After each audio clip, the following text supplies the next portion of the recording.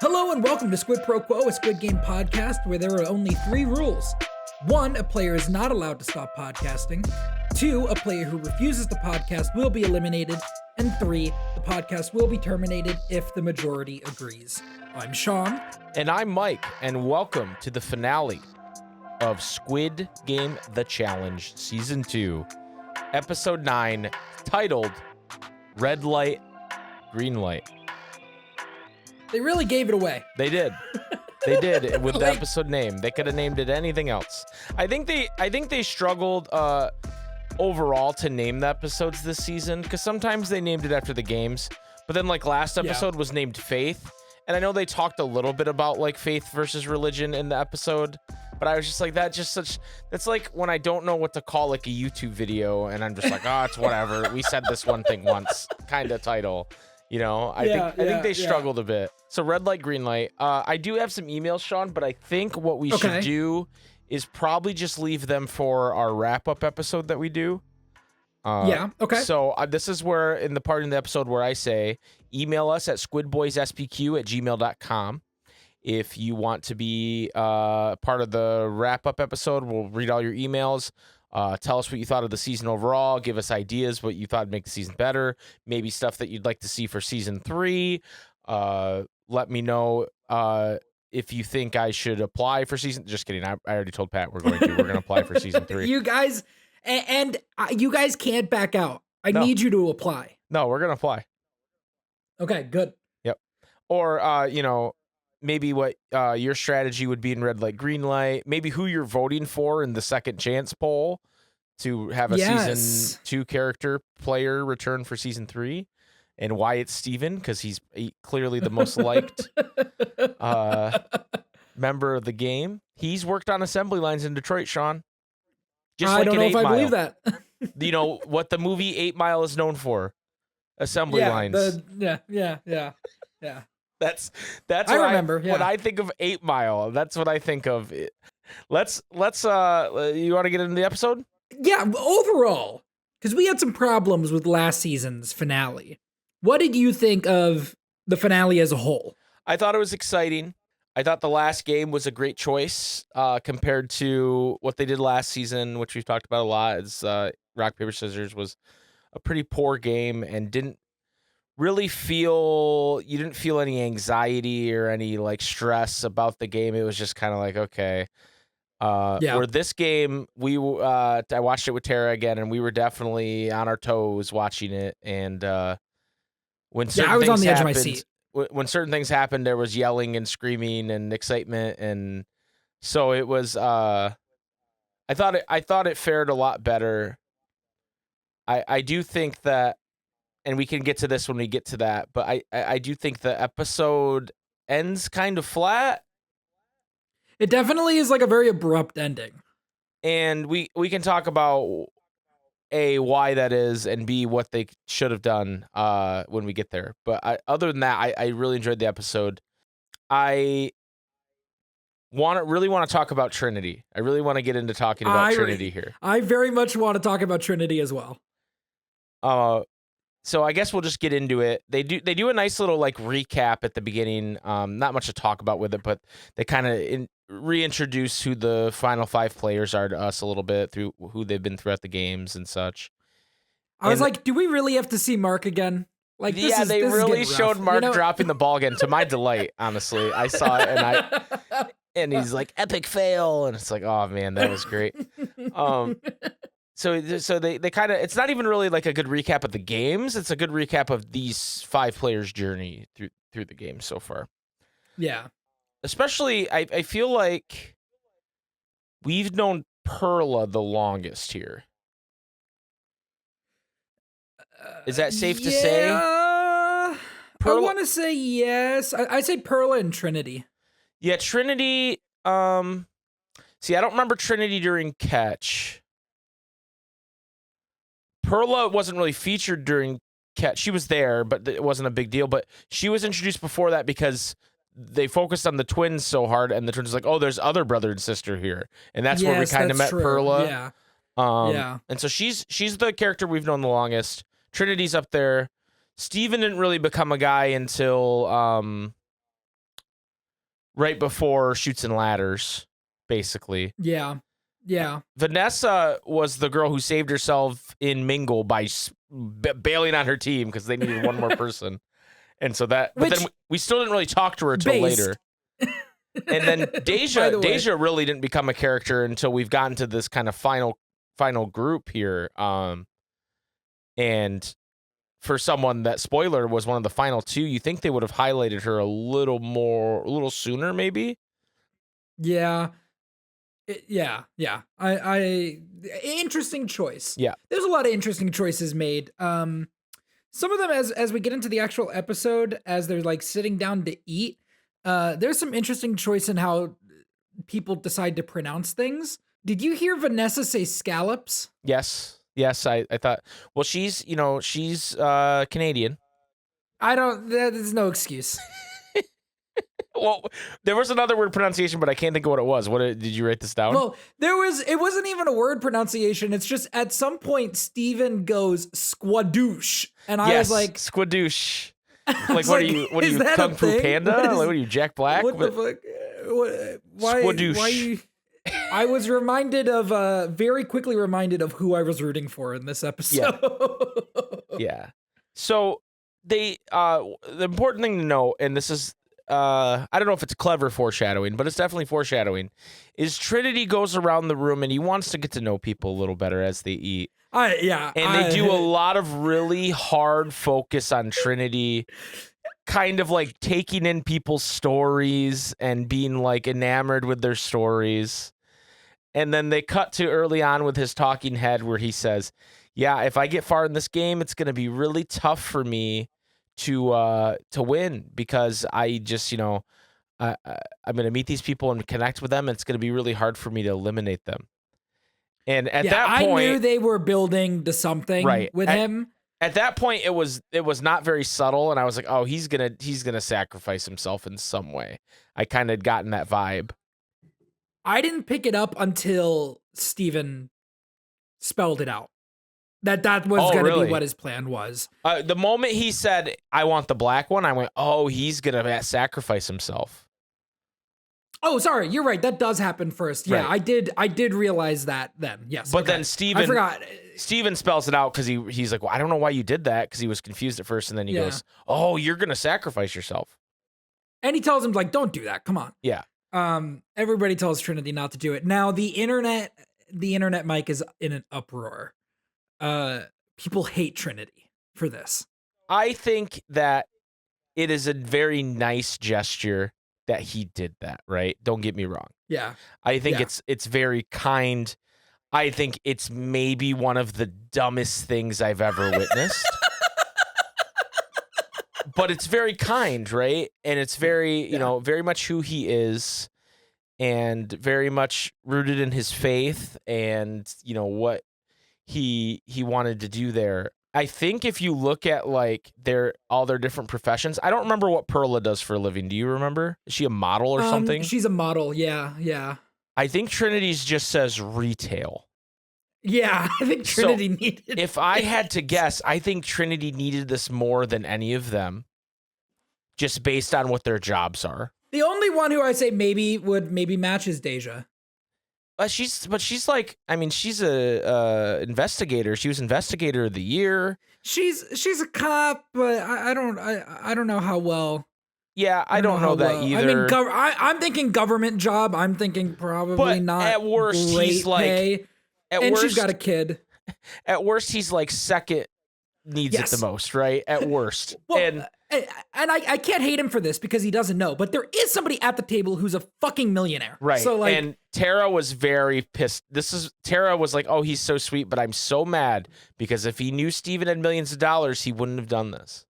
Oh, absolutely. I'm not gonna lie to you guys. I cried. No. I cried. I cried when Trinity was like giving it up. I was so sad. I was so upset. I was so moved by it. It was a moving thing, It's like I'm gonna tell you a story about me, Sean. Okay. Are you ready for this? Okay. So early on, when my dad started dating Jason's mom. Okay. Yeah.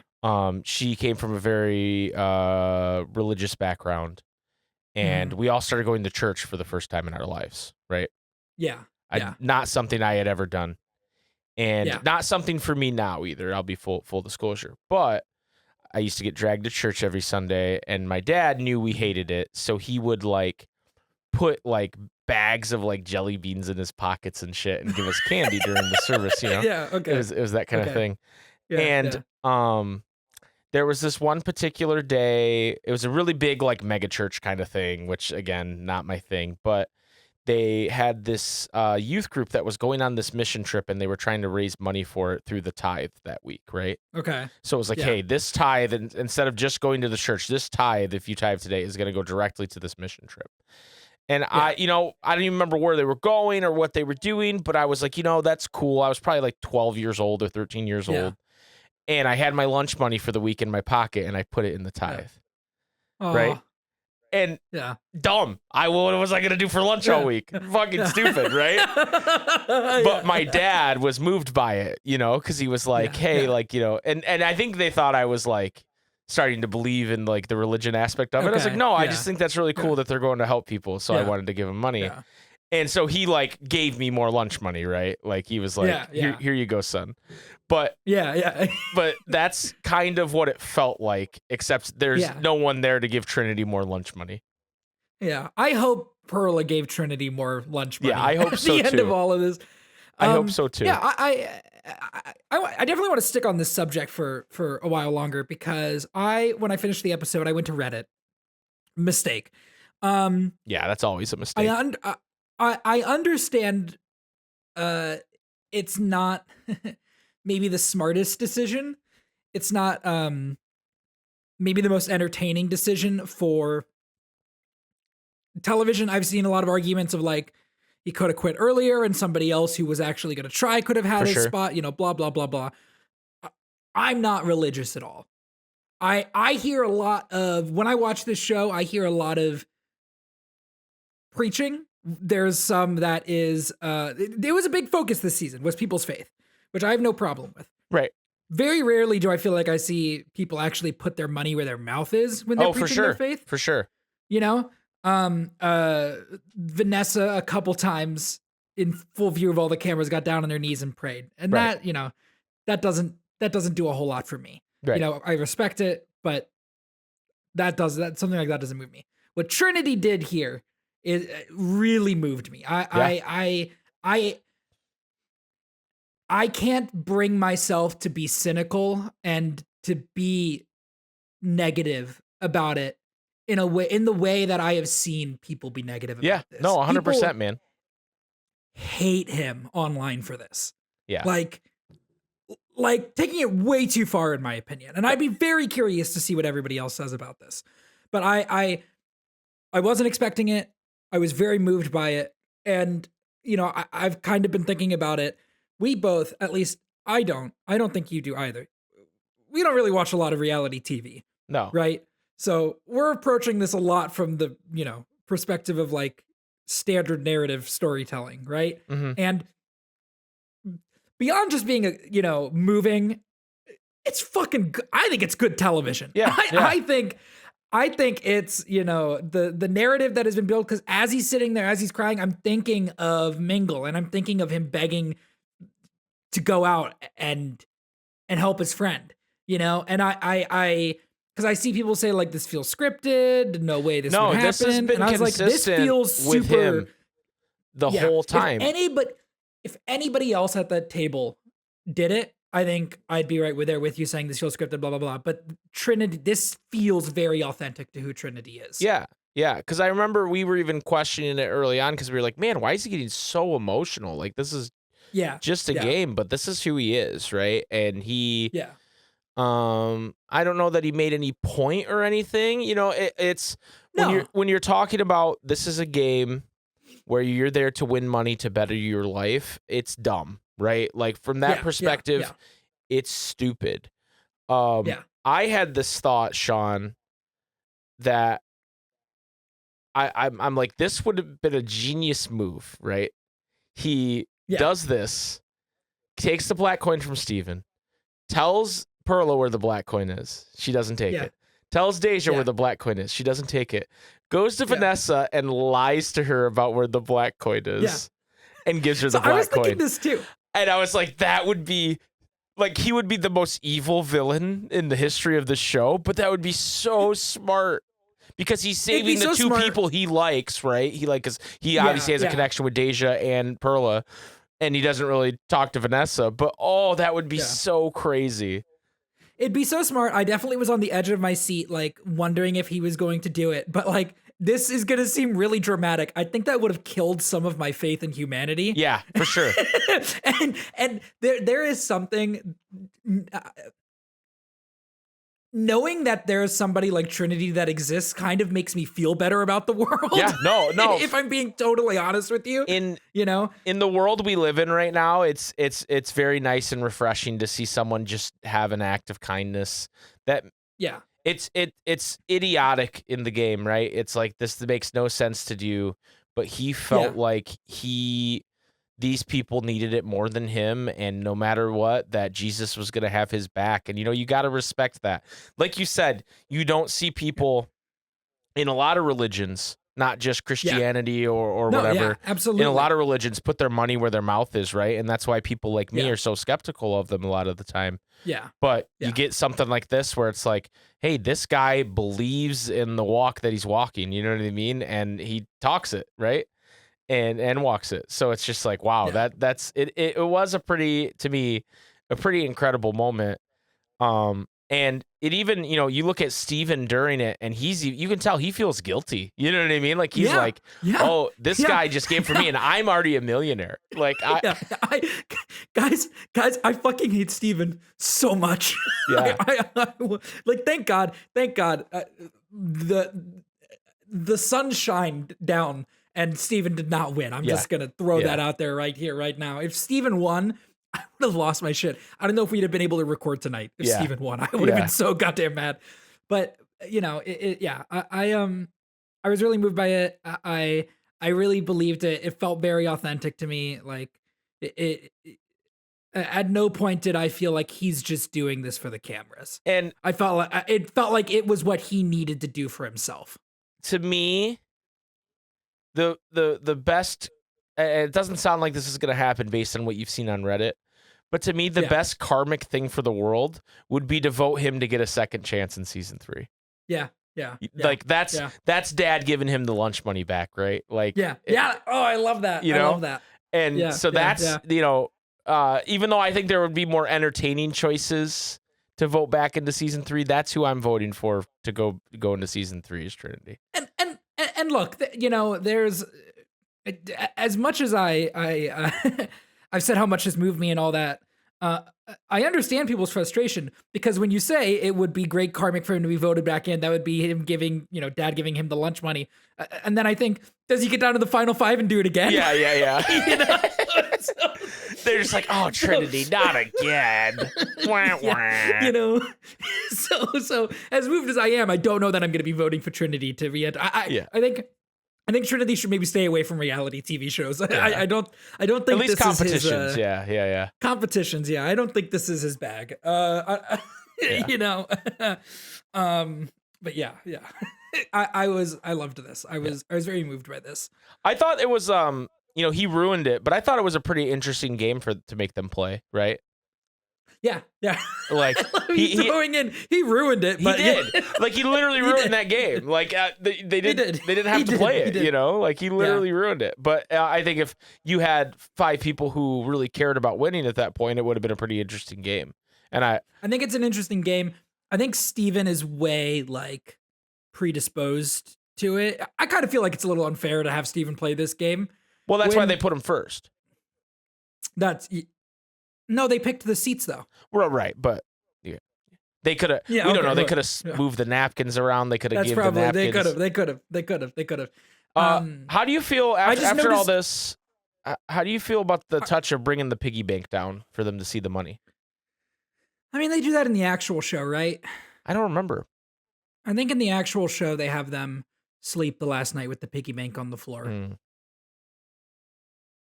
Vanessa kisses the pig, Sean. How do you feel about that? I think Vanessa. God bless Vanessa. I think Vanessa. I hope everybody on Vanessa's island is very proud of her. Yeah. Yeah. Same. Um, I was very impressed. I know we talked about how Steven has like a really obvious tell last episode, I think. mhm. I think that was in Fabio's email or message last episode. But when Trinity's going, which one is the black coin? And Steven just goes, they're both black. I was like, I don't know. I'm kind of scared. He had zero fucking Yeah, there was no tell there. He did a lot better in this Yeah. game than he did in the Circle of Trust. Yeah. We're moving our way to the final game, which we found out already by the name of the episode is Red Light, Green Light. We get a talking head from Vanessa where she talks about how she's always been, again, fighting for her parents' attention with her brother. And again, things I wouldn't tell people for $1 million for 1,000, Alex. Well, I mean, she's talking about how like, my brother needed more attention, needed more help, so I was kind of always pushed to the side. And it kind of feels like that really connects with her role in this show. Because I feel like she doesn't get much attention in this show either. Yeah, she's kind of of the final four, she's kind of the afterthought, right? Yeah, for sure. She's the one that they couldn't script out. Yeah. We get a moment where the four players separating the two and they're talking about each other kind of. Yeah. And they separate by race. Once again by race. Yeah. And Perla and Deja kind of just share the same sentiment. They've been saying, I hope it's one of us. If it's not you, if it's not me, it's you, and Vanessa and Steven kind of talk about how Steven's like, I'm not mad at anybody anymore, I'm not. You are very clearly mad at people. Yeah. We get a talking head from Deja where she talks about how she wants to maybe stop being a cop because she has a 9-year-old, she's a single mom, and it's a tough job. Yeah, she mentioned that her mom had passed recently from cancer. Yep. And then she also says that she's part of the LGBT crew. She says she missed the Q member. Yeah, she missed the Q. And she also didn't say like LGBT community or anything. Yeah, she goes, "I'm part of the LGBT." She has a card. She pays dues. Yeah, she's part of the union. She's a member. Yeah, she's a union member. And we're goofing on her a little bit, but she just talks about like, the way she looks and acts has nothing to do with her skills and knowledge, and she's proud of that. And it's like good. Yeah. We get another frontman loading screen where they have the guards come out of their rooms that they supposedly live in. And it's like I love that they didn't drop this goofy premise the whole season. Yeah. Where like they have to show the guards doing things. We get a moment where Vanessa's kneeling in front of the pig and she's like praying to the pig. It looks like, and I know that's not what she intended, but it looks like she's like praying to the pig, and it makes me laugh super hard every time I see it. Yeah. I need to make sure that I need you to remember for me, when we get to the end of this episode, we need to talk about the front man. Oh, yeah. Absolutely. Because he's a bit, yeah, no, we'll get there. I know what you want to talk about here. Yeah. I know what you want to talk about here. Also, I believe it's during when I need to call this out anytime this happens in the show I watch, but when Trinity gets inked, they play a little of my guy Claude Debussy. Mm-hmm. I always got to shout out Claude Debussy because that's my favorite classical composer. Anyway, and it's like the most royalty-free used classic like fucking piano song ever, and everybody uses it and everything because they don't have to pay any money. We get the reveal that they're playing Red Light, Green Light, and when they show the doll, I think Perla says, "You silly girl," and I thought that was pretty funny.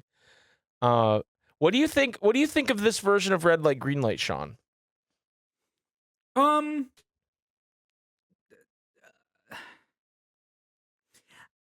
Better than Rock, Paper, Scissors.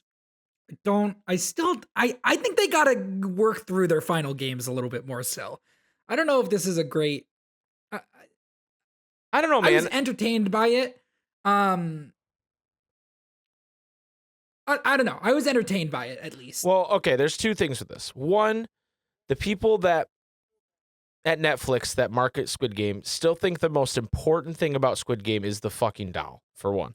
I've seen Red Light Green Light so many fucking times at this point that I do think it's more interesting with just 4 people. I think it's certainly a million times more interesting than rock paper scissors game they came up with last time. Absolutely. I think it has tension to it. But I do think that the outcome we got, while I'm happy Perla won because I like Perla, I think the final 2 having the ankle popping be what decides it was a little lame. That was rough. That was very rough. We'll get to it. Let's run through the game first. So they line up in this area. They have the doll, and they make a very important distinction here, Sean, which I don't think they've done before, where they say you can only move while she's singing. Because I think you kind of need to do that, right? Because I think or else it's over too quick. I think that's how they played it originally in the original challenge, but I don't think they clarified that to the audience. They tried to act like the doll had like the motion tracking in her eyes, and they tried to make it look like, oh, there's this is all the doll doing it, and I think they did that also so they could decide if someone lost or not. You know what I mean? Yeah. Where here they had to be very clear and very distinct. You can only move when the doll is singing. It doesn't matter if the head's turned around or not. It's when the doll is singing and when they're not singing, right? Yeah. And we find this out right away, but Vanessa literally just laughed. Yeah, we Tara was like, "What the fuck? She moved already?" She was like, "I'm so laser focused on winning this game. I can't imagine a different outcome at this point." And then immediately goes out. Just instantly. It was really funny. And like moves way more than anybody else, like past like seconds after they've all stopped, she's still moving. It's a little embarrassing. It was awesome. Also, why did Vanessa and Perla keep their fucking jackets on? Yeah, I don't know. The 302 and 183 remove their jackets, but Perla and Vanessa do not. Maybe they just like how they look in their jackets. I don't know. I gotta say, when they're running, both when they're standing still, both Perla and Deja are stanced the fuck up. Yeah, and it's kind of crazy. Yeah, it goes hard. It goes hard. They hit a pose, for sure. Yeah, Perla's got her hands clasped in front of her like torso there. They both kind of do it. Yeah, yeah. They're just looking tough, and Steven just kind of standing there, and sometimes falling there. Yeah, so Vanessa gets out. And then a couple rounds later, Steven's feeling pretty confident. But at the end, he falls to his knees. Oh, it was the most beautiful moment of my life. Tara screamed. Tara was so excited. She hates Steven more than anything in the world. And she was like, yes, fuck you. She was so excited that Steven fell. I don't think I've heard her that excited about anything in a long time, honestly. Like it was That's awesome. It was pretty great. So Steven goes down, and they don't give him a talking head after he died. Thank God, because I was sick of hearing him. And we're down to Perla and Deja. And they go a couple more rounds. Deja, you could tell she hurts herself in some way. And in the talking head, she's like, I heard a pop. Now, I get it, man. Getting hurt is not great. Like you see she kind of like twists her ankle, right? But then she stops and stands on her feet and she's grimacing. I'd like to believe that for $4.56 million, I'd just tough it out. I've seen the same comments. I would tend to feel the same. I have no idea how long they were standing there. That's true. And she could have been standing there a while and then she moves. I can't imagine that this round was that long for standing because they didn't have to like remove anybody from the floor. It's the rounds where they kill somebody and then they have to remove them that are tougher, I would believe. Yeah. But she just finally collapses, and maybe she stood there for 10 minutes. I don't know. But I'd like to believe, because like to me, it's like, okay, when you really think about it, you're in pain, right? Yeah. You're standing on this ankle that it doesn't work right. It hurts to stand on. So you sit down and lose the game.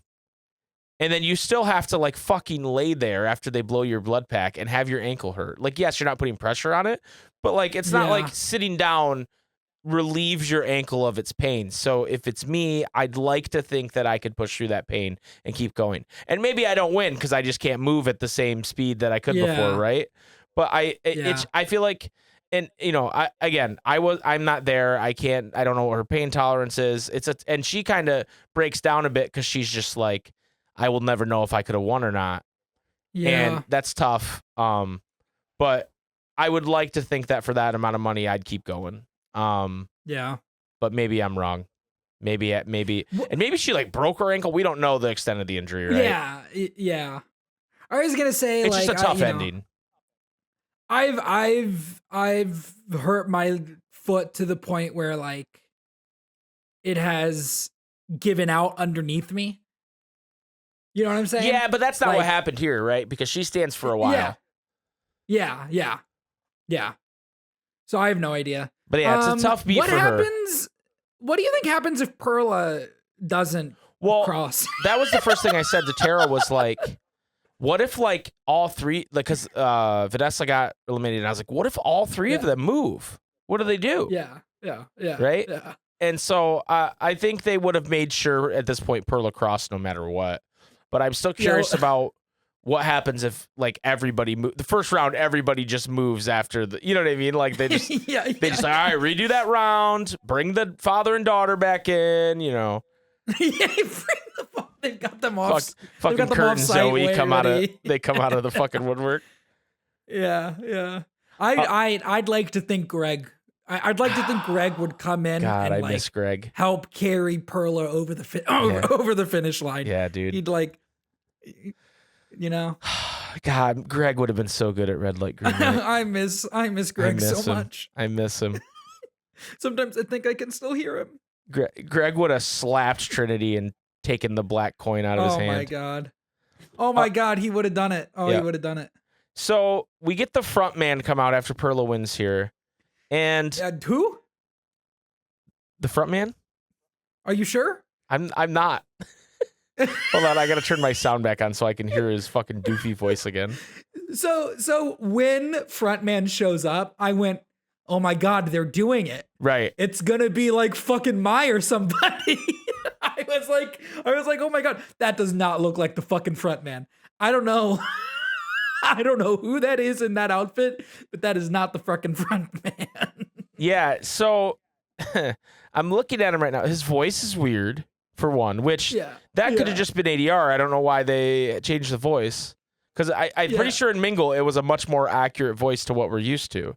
And he looked a lot more accurate, I think, in Mingle. But here it almost looks like the Spirit Halloween version of the front man. Dude, I really, up until I got to the point where like he was clearly a lot taller than Perla, I was like, oh my God, is it actually fucking Mai? Well, doesn't he normally have like buttons on his outfit? And it's like, he just looks like, it looks like what's going on here. Oh, I'm the front man for Halloween. You know, like I went to a thrift store and got some stuff and I bought the mask. You know, when you're like 6 years old and Spider-Man comes to your birthday party? Right. Or the Grinch comes to steal your fucking presents at Christmas. Yeah. Santa Claus, all that stuff. Perla does one thing here that I don't like. Can you guess what I'm going to say? Is it her falling on her knees and crying? No. What does she do? It's when she screams, "This is for the Bronx." Oh. It's like I get it. Being from New York is like your whole personality, but can we fucking chill on that for a minute? Like, holy shit, dude. I hate when people do that shit. Like, can you imagine if you won? You're like, this is for Maryland. You know what I mean? Like, shut the fuck up, dude. Oh, it drives me nuts. And I know there's going to be some New Yorkers in the chat that are going to try to roast me for that, but I fucking hate that shit. Just shut up about that. I hope anybody from New York. This is for my mom. I hope anybody from New York meets Matthew in a dark alley. Yeah, true. He's got something to work through. You know, like that kind of shit just is so weird. And like later, line later, she talks about like. She says, I can't believe Perlita and she says where she's from, did this. I don't have a problem with that. It's just like yelling, this is for the Bronx. It's like, shut up. It's crazy. Like, you're gonna move out of the Bronx instantly. Yeah, you're not staying. Like, you have millions of dollars. You are not staying in the Bronx. Like, Yeah. Oh my God. But they do the whole bit with the debit card. They give her the debit card like they do in the show, and I had to explain that to Tara because she's never watched the drama. Oh, yeah. I was like, yeah, they pretend like it's all in a bank account. But, good for Perla for winning. Very happy for her. She had a great kind of journey through the games from being with her brother and then, having the whole Zoe stuff to where she is now and conquering pure evil in Matthew. And I'm sorry, I didn't mean Matthew. Steven? I meant Steven, but also Matthew. Also Matthew. Also Matthew. So this is where I kind of have a problem with the episode, Sean. Okay. Yeah. So they reveal her coming home, quote unquote. I don't know how real this moment is, right? To presumably her parents and her brother. And, everybody being excited and hugging. And she's like, hey, I've always felt powerful, but now I'm like, I'm powerful. I'm not going to doubt myself ever again. And it's like, that's a good message. Like, that's cool and everything. That's it. They cut to an ad for season 3. Oh, people are getting in the cars. Right. And I think that's Chicago. Tara said she thought it was a Chicago they show. Where I think last time they showed Seoul or whatever. But they show people getting the card and they're like, hey, get signed up for season 3. And then that's it. And I went right before I hopped on this call with you. I went and watched the end of season 1, and they did this really like fun montage where they showed all of the like memorable players in their like natural habitats, right? Yeah. And I thought I was expecting that again because I thought that was so fun, right? They showed like Bryce or whatever his name was. That guy got out so long ago, but they showed him working out, and they showed people just like living their lives, and that's what the other reality competition show I watch is the Great British Baking Show, right? Yeah. Tara and I watched the Great British Baking Show because it's just so wholesome and fun, and they bake cool stuff. And at the end, they always do that. They always like do like a here's where they are now kind of thing, right? And Squid Game didn't do that where they like put text on the screen, but they at least like showed these people like, hey, here's. And I wanted Trinity drinking that glass of orange juice, you know? God, that glass of orange juice would have been so much different. Oh my God. I wanted Steven, with a 2-7 hand, you know what I mean? A beer hand, like not winning, you know? I wanted Mark at his Star Wars wedding, I wanted. Oh man. They had so much opportunity to do that right. The twins, doing twin stuff. Like you know what they should have done? The nurse performing CPR on somebody poorly because she can't count.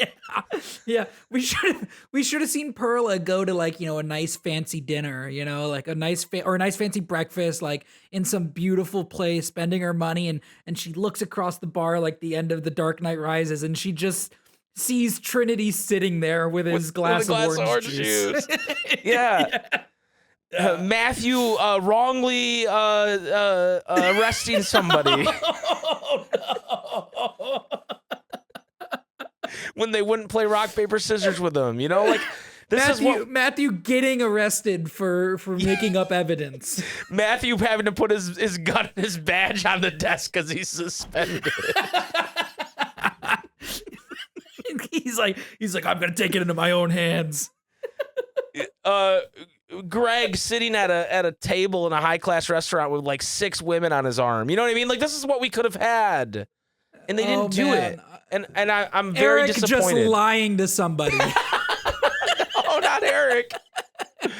Oh, just telling a lie. No, wait. What if they cut to Eric holding a fucking baby and he just winks at the camera? yeah. He's like, was I lying? You'll never know. That would be hilarious. But yeah, man, I just feel like that's such a wasted opportunity. And like the montage in the first season ended with the winner, Mai. She was enjoying like a glass of lemonade on a nice little like hammock, and then she gets up and goes to an ATM and puts it in, and it shows she has $4.56 million, right? And it's like, oh, yeah, that's cool. And I do like that they showed Perla celebrating with her family. I thought that was a nice touch. But do that, and then also show us some of these other players. Like I really think that was a missed opportunity, and I was really bummed when they didn't do that. Yeah, no, I agree. I feel like that's pretty common in these shows, right? Yeah, and I've seen people complaining about the fact that they didn't do that.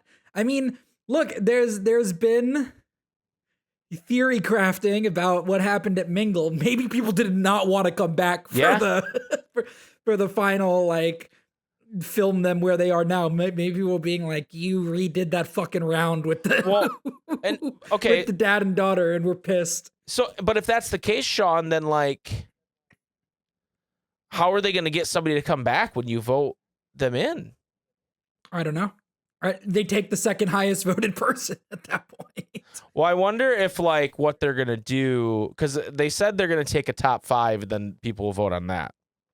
Yeah. So I wonder if they're just going to get the top 5 that people voted, check with them to make sure they'd be willing to return.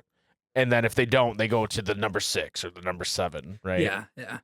In reality, it was probably that they spent all their money on the Spirit Halloween frontman, and so they just didn't have. They spent all their money on the Mingle set, and so they had to go with Spirit Halloween frontman, and then they couldn't send a crew out to film these people because they didn't have the budget. Yeah. That's why it was Spirit Halloween frontman at the end. And that's why we got the fake gunshot that you loved so much in episode 1. Oh my God, that was so bad.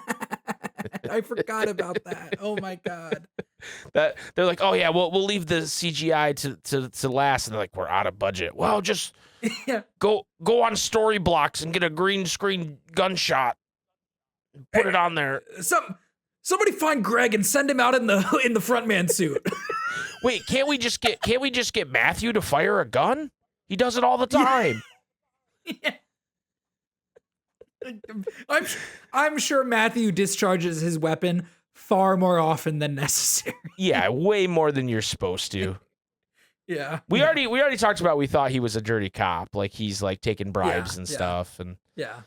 Like he definitely is like Matthew, the type of guy to see Batman and go, it's the Bat. You know what I mean? Like that's who Matthew is. It's the Bat. Matthew's the kind of guy that when the Joker's like, he was with your people. That's who the Joker's talking about. He's talking about Matthew. Yeah, Matthew is one of the corrupt cops, dude, for sure. Yeah. All right, so I mean, our categories are kind of useless in this last episode, right? I'm still gonna vote MVP, and my MVP is Trinity for restoring life to my your faith in humanity heart. has been restored by Trinity. Yeah. And that's, you know, if nothing else, this season of Squid Game: The Challenge brought our faith in humanity back. Which is crazy because I feel like at the end of season 3 of the actual show, I was just like, I think I talked a lot about how like they were trying to make a point and I still hated it or whatever at the end of season 3. Yeah. And I felt the exact opposite here where I was like, okay. Yeah. Well, it's crazy. Like, you're right, because they tried to make this point with Gihan's sacrifice in season 3, and Trinity's sacrifice was 100 times more effective. It was. You're right. It was just 100 times more effective. Like, you cried. Yeah, I did. I did cry. I did cry at Trinity's sacrifice. This guy saved like a baby and it just didn't work. But Trinity's like, hey, I'm gonna let y'all keep going, and we're like, oh, what a great guy. Oh, not Trinity, no. Yeah. We spent 3 seasons with Gihan, and when he jumped off the edge, I felt nothing. I was just mad. But then Trinity tells me his favorite drink is orange juice, and I'm like, no, please don't go, Trinity. I'm like, I just want to see him at the end of the Dark Knight Rises with a glass of not orange dying. juice. He's not actually dying, and it still was more effective. Take notes, David Fincher. All right. Oh yeah, for the live action. Live action? What is it? Is the other show not live action? The American. Because they're Korean? It's late, all right? I'm tired. I'm emotionally drained because of Trinity, all right? Yeah, no, that's fair. That's fair. All right. So here's the plan, everybody. We need you to send your emails or on the Discord stuff you want us to talk about for the wrap-up episode, because Sean and I love a good wrap-up episode. We love to wrap ourselves up. We love a good wrap-up episode. After that, it might seem like it's, so long farewell for a minute. We might have a secret episode also. We'll see. We'll have to see. We'll have to see what happens. Might be something. Look. Might be a very exciting secret episode, so I hope you guys will please look forward to that. I hope you guys will all be looking forward to receiving more information on one of the Gonbu's most beloved properties. Kingdom Hearts 4. Kingdom Hearts 4. No, it's Octopath Traveler 0, and you'll like it. Yeah, that's the second time you've made this joke on this podcast, and I'm still kind of mad about it. I'm still kind of mad about it. I'm being honest with you. This podcast, our audience is the target audience for that joke. I know. I'm just still kind of mad about it. I really can't lie. I get it. Yeah. All right, Mike, I agree to end the episode. I also agreed to end this episode. We'll see you guys. We're probably not gonna do the wrap up episode next week. It'll probably be. We'll probably give you guys a little bit of time. So yeah, we'll give you guys some time. But we look forward to hearing from us soon. We love you. Yep. Gonbu for life. Bye.